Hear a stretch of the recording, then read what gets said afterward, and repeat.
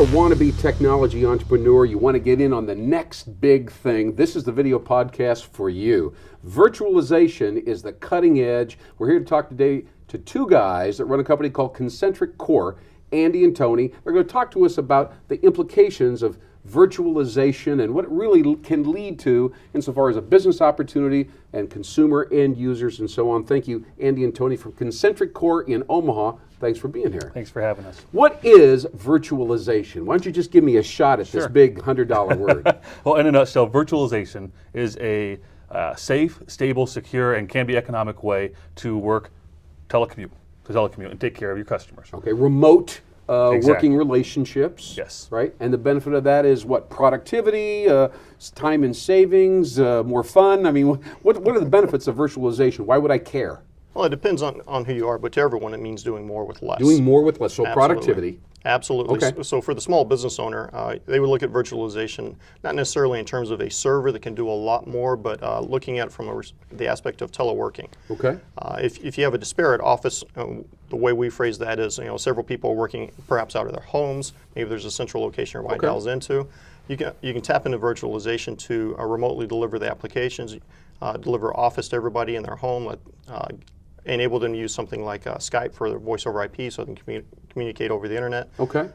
You can reduce a lot of costs in that fashion. All right, now let me back up so we can really get a handle on how this works, all right? So you're talking about a small business.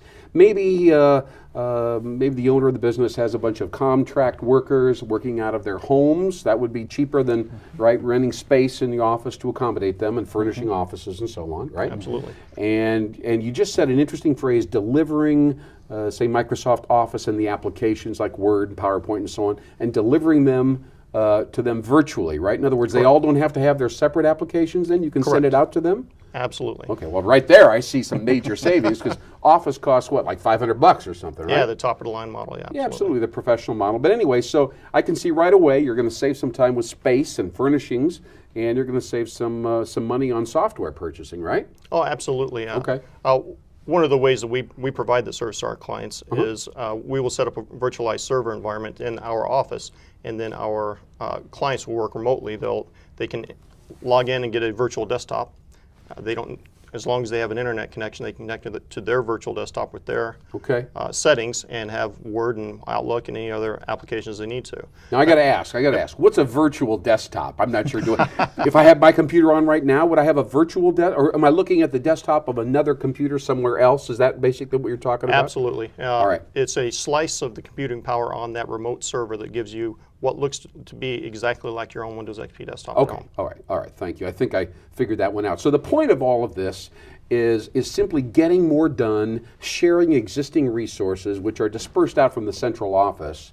But is there any limit to virtualization? It's just a matter of the bigger the routers, the bigger the file servers, the more people you can have interacting with your central computer. Is that what we're discussing here? Yeah, theoretically there is no limit, but obviously there's always a practical limit. All right. What are some other examples of virtualization or collaboration? Can you come to mind? Is it Microsoft own them all? Does Apple have them all? Or are they specialized for certain industries? No, it's scalable, and it's also diverse across technologies and industries. In fact, you might find it in the banking industry, you might find it in the insurance industry, or anyone else. The nice thing about virtualization is not only is it economic, it's also efficient, and it can be stable and safe, because now you're not having all the inventory you might have if you weren't virtual residing at your location.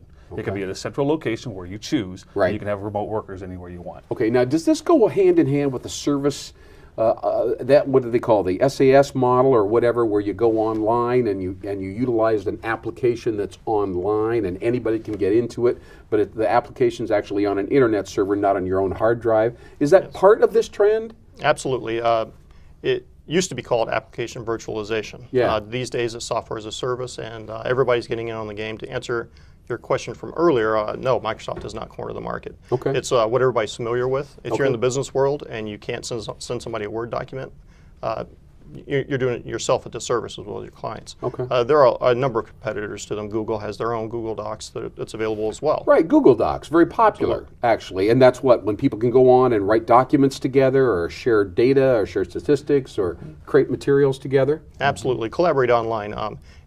It's not as foolproof as we would like to be. You can't look at the person sitting next to you and say, hey, I don't like the way you did that.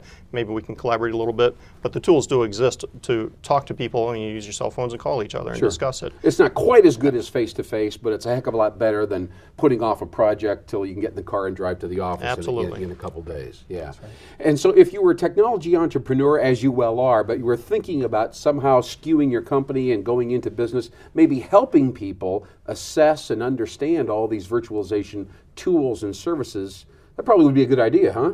It would be a great idea. Yeah, because a lot of small businesses, they don't have the time to shop them or figure out, sometimes you look at something, it's too big and expensive, you don't really need something quite that complex, but you can still take advantage of the trend or the principle. Oh, absolutely. You just need a technology partner you can trust that will meld technology to your business and determine what is right for you. With your input, obviously, you know your business better than anyone else.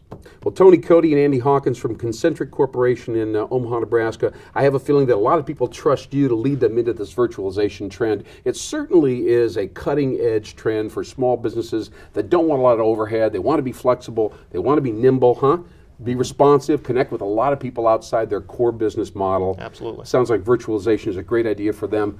Thanks for coming on. Thanks for listening to NxBizSuccess, the video podcast for entrepreneurs who need to succeed. My name is Lynn Hinderacher. Keep going and keep growing. We'll see you next time.